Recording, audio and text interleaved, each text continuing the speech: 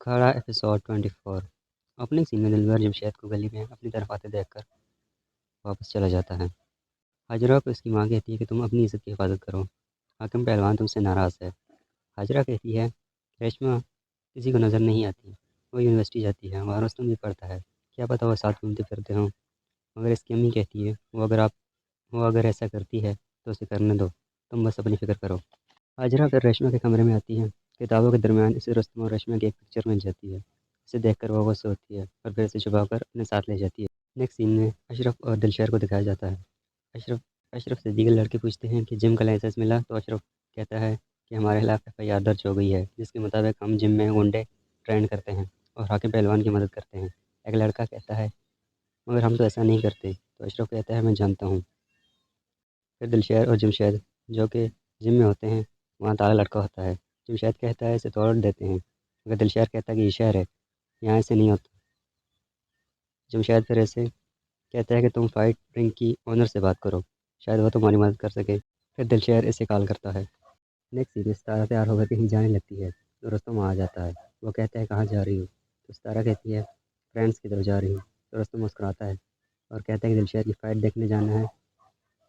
फिर वो दोनों फिर वो दोनों सोफे पर बैठकर बातचीत कर रहे होते हैं। सारा कहती है कि तुम मुझसे मोहब्बत नहीं करते, बिलावजह दिलशर की ज़िद की वजह से मेरे साथ हूँ। रुस्तम कहते हैं मैं तुमसे मोहब्बत करता हूँ, वैसे भी हमारी मंगनी हो चुकी है, अब शादी होगी तो फिर मोहब्बत भी हो जाएगी, हमारा कपल परफेक्ट होगा। सारा फिर उसे समझाती है और कहती है मेरी फीलिंग्स किसी और के लिए हैं, तुम इससे शादी करो जिसकी फीलिंग्स तुम्हारे लिए हों। रेशमा तुम्हें चाहती है। रेशमा के जिक्र पर रुस्तम नाराज़ हो जाता है। फिर वो काफ़ी के लिए शुक्रिया कहता है और कहता है कि अंकल को सलाम कहना। फिर वो वहाँ से चला जाता है। नेक्स्ट सीन दिलशर अशरफ के साथ रिंग की ओनर से मिलने जाता है। दिलशर अशरफ को इसके बारे में नहीं बताता। ऑफिस में वो वेट कर रहे होते हैं कि रिसेप्शनिस्ट उन्हें आकर कहती है कि आपको मैडम बुला रही हैं। वो अशरफ को कहती है, फिर अशरफ इससे मिलने अंदर चला जाता है। कहता है मैं दिलशर का इंस्ट्रक्टर हूँ, अशरफ खान हूँ। तो वो कहती है कि आपको तो सभी जानते हैं। इस लड़की को देखकर अशरफ सरप्राइज़ हो जाता है, यानी वो पहले से इसे जानता था। और वो कहते हैं कि आशू तुम। यूनिवर्सिटी में रेशमा गैलरी में रुस्तम के पिक्चर देख रही होती है और उसे साफ करती है। रुस्तम भी खड़ा ये सब देख रहा होता है। इंटरेस्टिंग। रुस्तम बॉबी के पास बैठा होता है और कहता है कि अगर मेरे इस तरह की एंगेजमेंट टूट जाए तो उससे क्या होगा। बॉबी कहता है कि फिर वो दिलशर से मंगनी कर लेगी और पूरी यूनिवर्सिटी में तुम्हारी इंसल्ट होगी। बॉबी मजीद कहता है कि तुम्हें कहीं रेशमा की याद तो नहीं आ रही। रुस्तम कहता है ऐसी बात नहीं, वो लड़की उसमें कुछ इतना खास भी नहीं है। बॉबी कहता है उसमें खास तो है, वो लड़की बहुत अच्छी है। फिर वो उठ खड़ा हो जाता है। रुस्तम एंगेजमेंट रिंग को उतार कर अपने हाथ में पकड़ लेता है। वो काफ़ी कंफ्यूज नज़र आ रहा होता है। अशरफ खान और मैडम के दरमियान बातचीत होती है। वो कहती है कि तुम बिल्कुल नहीं बदले, फ़ायज़ा भी अब नहीं रही, मगर तुम पहले की तरह ही हो। अशरफ कहता है कि मैं तुम अशरफ कहता है तुम्हें सारी खबर हो चुकी है, तुम वेल इन्फॉर्म हो। तो वो कहती है तुम्हारे रिलेटेड सारी इन्फॉर्मेशन मेरे पास है, मुझे मिल जाती है। अशरफ कहता है तुमने सब कुछ किया है। तो वो कहती है जिम के अलावा मैंने सब कुछ किया है, मगर जिम मैंने सील नहीं किया। और मैंने और मैंने ये इसलिए किया ताकि तुम मुझ तक पहुँच जाओ। दिलशर की तरह के फाइटर्स तो बहुत सारे होंगे, ये सब मैंने तुम्हारे लिए किया है। फिर वो कहती है कि पिछली बार जब हम मिले थे तुमने मुझे ठुकरा दिया था, मैंने खुदकुशी की कोशिश की थी। फिर मुझे भाई अपने साथ अमेरिका ले गया कि शायद मैं वहाँ नई शुरुआत कर सकूँ, मगर ऐसा नहीं हुआ। मैं वापस आई और तुम्हें ढूंढने की कोशिश की, मगर तुम तो फ़ायज़ा की जुदाई को लेकर कहीं छुपे बैठे थे। पहुँचने के लिए मुझे दिलशर का इस्तेमाल करना पड़ा। अशरफ फिर पूछता है कि तुमने जिम बंद किया ताकि मैं तुम्हारे पास आऊँ। तो वो कहती मैं ऐसा नहीं किया, मगर मगर मैं तुम्हें वो सब वापस दिला सकती हूँ।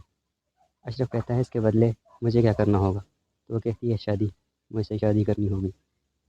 ये सुनकर अशरफ काफ़ी कंफ्यूज हो जाता है। फिर वो वहाँ से चला जाता है। नेक्स्ट सीन में दिलशर यूनिवर्सिटी गैलरी में एक पोस्टर देख रहा होता है। तो सितारा अपनी दोस्त नूरी के साथ उसके पास आती है और वो कहती है कि आज तो वो शख्स मुस्कुरा रहा है जो हमेशा जीता रहता है, और उसकी वजह क्या है। रुस्तम कहता है कि यूनिवर्सिटी में खेलों के मुकाबले हो रहे हैं और मैं किसी का अंजाम देखकर मुस्कुरा रहा हूँ। तो सितारा कहती है मतलब कि रुस्तम का नाम, तो तुम इससे चैम्पियनशिप लेकर रहोगे। फिर मुस्कुरा कर कहता है तुम भी तो उसी के साथी हो, जाओ उसके नाम के टैटूज़ बनाओ। फिर वो वहाँ से चला जाता है। नूरी और सितारा भी फिर वहाँ से चली जाती हैं। फिर दिलशर और अशरफ को दिखाया जाता है। जिम दोबारा खोल दिया जाता है, लड़के ट्रेनिंग कर रहे होते हैं। दिलशर कहता है कि आप और मैडम के दरमियान काफ़ी बातें हुई हैं, कहीं ऐसा तो नहीं कि वो आपको पसंद करने लगी हो। तो अशरफ कहता है डील करने में वक्त लगता है। दिलशर कहता है कैसी डील? तो अशरफ कहता है कि एक मोहब्बत के भरम के लिए मैंने दूसरी मोहब्बत कुर्बान कर दी। फिर दिलशर से फिर वो दिलशर से कहता है कि जाओ ट्रेनिंग करो, तुम्हें चैंपियन बनना है। काफ़ी सैड नज़र आ रहा होता है। रेशमा को दिखाया जाता है, वो अपनी पिक्चर ढूंढ रही होती है। हाजरा वहाँ आ जाती है, उससे कहती है कोई अहम चीज़ ढूंढ रही हो? रेशमा कहती है ऐसी बात नहीं है। तो फिर हाजरा वो तस्वीर के सामने लाती है, कहती है ठीक है फिर मैं इसे आग लगा लूँ। रेशमा से रोकती है और कहती है कि ये पिक्चर मुझे दे दो, मगर हाजरा से वापस नहीं करती। रेशमा फिर रोती हुई से कहती है मुझे प्लीज़ मुझे ये पिक्चर वापस कर दो, मैं खुद इसे जला दूँगी और बाबा को इस बारे में मत बताना। मगर हाजरा नहीं मानती। फिर वह पिक्चर लेने के लिए आगे बढ़ती है। पिक्चर हाजरा के हाथ से गिर जाती है। इसी वक्त हाकिम अली वहाँ आ जाता है और पिक्चर उठाकर देख लेता है। फिर वो हाजरा और रेशमा को देखकर वहाँ से चला जाता है। रेशमा शर्मिंदा खड़ी ये देख रही होती है। पिक्चर हाकिम के पास आता है और कहता है कि खाला बता रही थी कि आप कमरे से बाहर नहीं निकलते, क्या बात है, आपकी तबीयत तो ठीक है ना? हाकिम पहलवान कहता है कि हालात वाक़यात की वजह से मैं टूट सा गया हूँ। फिर वो उसे अपने पास बुलाता है और उससे वादा लेता है कि तुम मुझे दोबारा पहले जैसा देखना चाहते हो तो चौधरी असद अली का गुरूर तोड़ो, तुम्हें उसके बेटे को हराना होगा। तो दिलशर कहता है मैं रसद अली के गुरूर को अखाड़े की मिट्टी में मिला दूंगा।